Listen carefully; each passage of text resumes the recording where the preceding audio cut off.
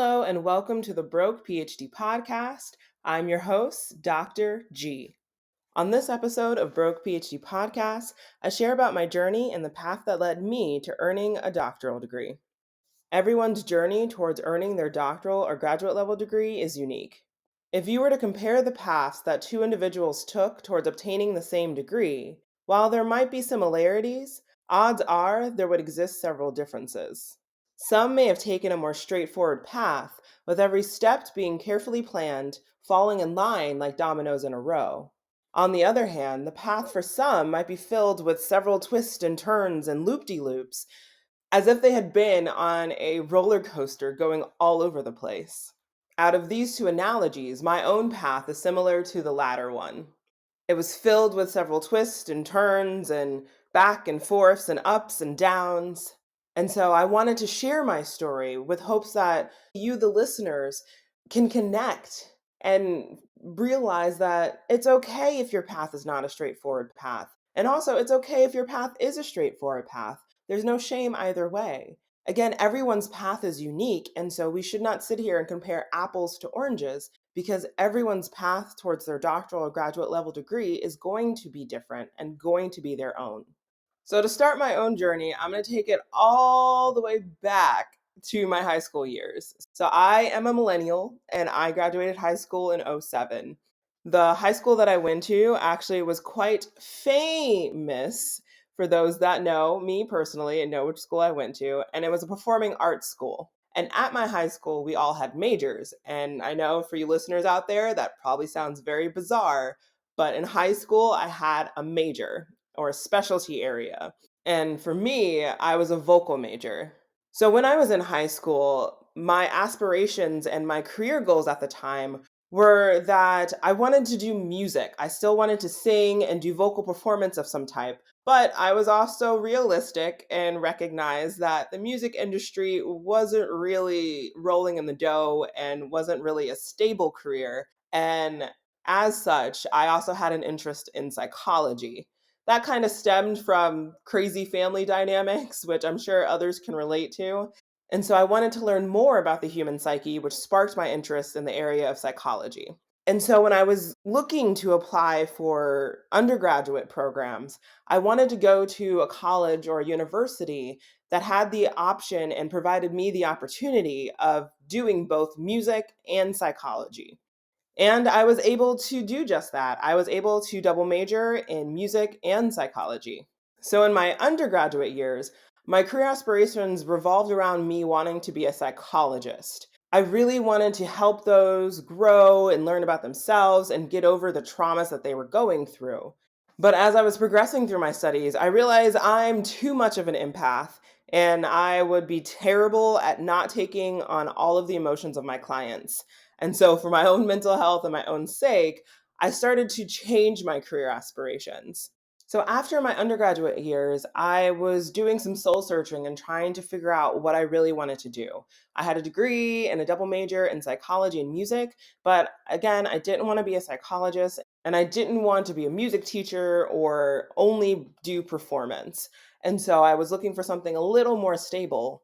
And I happened to come across a position at an early childhood education center, and I got the job. So I found myself becoming an early childhood educator. I primarily worked with infants at the time, and then that morphed into working with 2 and 3-year-olds. And if you heard the previous episode, I had shared that it was my experience working in the 2 and 3-year-old classroom that led me to becoming a special education teacher. So, my students in the 2 and 3-year-old classrooms were in the early stages of early identification for special education. And through that connection and through that exposure is where I found the area of special education and pursued that further. After becoming interested in the area of special education, it motivated me to want to earn my master's degree in the field. Although during this time, my primary job was early childhood education that morphed into special education, I still maintained secondary jobs or even a third job on the side. As we all know, teachers don't get adequately compensated and paid enough for the work that they do. And just like a lot of other teachers, and something that's very common, I myself had a second job or even a third job along my journey. So my secondary job was always related to either event planning or catering or wedding planning or event management of some sort. And since I was in the classroom all day and I primarily interacted with the kids most of the day, event management and the wedding planning job would allow me to have interactions with adults. So I called it my adult job. Now I share about my secondary job, not to get pity or empathy from you, the listeners, because in today's economy, that's something that's really normal and has become normalized, unfortunately. But I share that to have everyone understand that while you might have this one primary interest in this one field that you're super passionate about, it doesn't mean that you should shut off all of the other things that you might be interested in. You never know where opportunities can come from. And I truly want you, the listeners, to make the most of every opportunity and every experience that you encounter.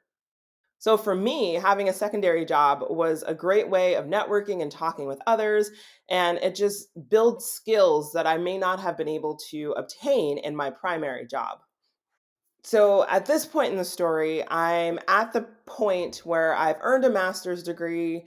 I'm working as a classroom teacher. At this point, if you remember in the past episode, I worked in a self contained kindergarten classroom. And then on top of that, I'm also doing a secondary job of being an event manager for a catering company.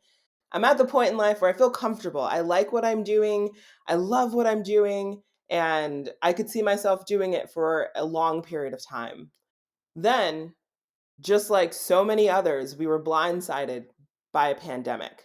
The COVID-19 pandemic took my world and shook it up.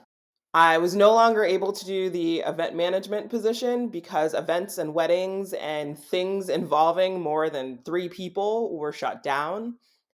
And my classroom morphed from being in person to turning into an online space. And don't get me wrong, I love online learning. I actually prefer it to in person learning for myself, having earned a master's and a doctoral degree through both online programs. I'm a big advocate for online learning. I will definitely say, though, that it was tough for me to teach my students in an online setting. When the pandemic hit, it definitely made me rethink and revisit a lot of things and the path that I wanted to go on. And my career aspirations again began to shift. And I started to see more of the inequities and those unjust things that exist in the educational system. I also started to recognize those injustices and those inequities that exist for us educators in the classroom. But I would hear horror story after horror story about those teachers who were not able to teach their students because there was a lack of availability and a lack of access of basic internet, of computers, and other resources that were needed to provide them with the most enriching and engaging experience possible. And so, with all of this happening, it made me really revisit what I wanted to do and the steps I wanted to go forward. And as such, I was at the point where I still needed to learn more about my field, and I wanted to do so through earning a doctoral degree. Again, I shared in the last episode that one of my whys and one of my reasons for earning a doctoral degree was to expand my knowledge and my skills in the field of special education. So all of those pieces were coming together, and my path towards a doctoral degree was becoming clearer and clearer. It just kind of happened to fall in place that I started my program in May of 2020 and I finished in August of 2023. So, as I shared earlier, I don't want anyone to compare their paths or their timeline to anybody else. Everyone's timeline, everyone's path is going to be different. And again, we should not be comparing these apples to oranges because they're not the same. I want you to remember that wherever you are and whatever path you want to walk on, that it is okay and it is valid. You may earn your graduate degree and then want to go on and earn a doctoral degree and then find out halfway through your program that that is not for you. And that's okay if you walk away. There should be no judgment. There should be no self loathing. There should be no bad feelings because that is the path that you are on and that is your unique path. I find so much in our society that we try to compare each other. And especially with this age of social media, we always forget that the things that we see on those social media accounts are not the whole picture. They are normally the highlights. That's the highlight reel of somebody's life that you are comparing your own reality to. And as hard as it is, we got to try to not do that. So I want you to know that wherever you are in your journey, whatever path you want to take and whatever path you don't want to take, that it is all okay. So, in summary, my path was not one that was straightforward. It was kind of all over the place. Again, I was a vocal major in high school. I was a psych and music major in my undergraduate program. Then I found early childhood education, but then I fell in love with special education.